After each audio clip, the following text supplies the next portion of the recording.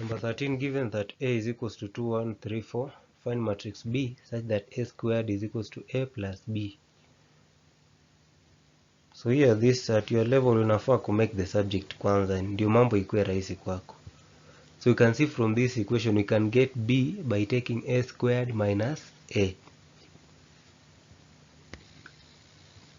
Then in vector matrices, how do we multiply matrix? Tumeambiwa A squared.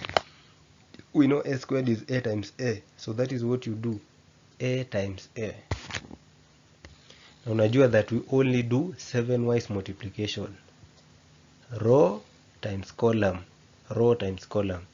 So itakuwa 2 times 2 plus 1 times 3.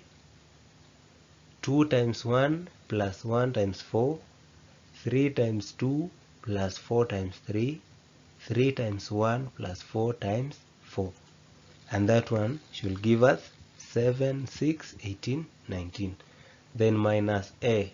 A hakuna kitu unafanya ni kuiandika tu. Then how do we subtract or add? Depending on the position.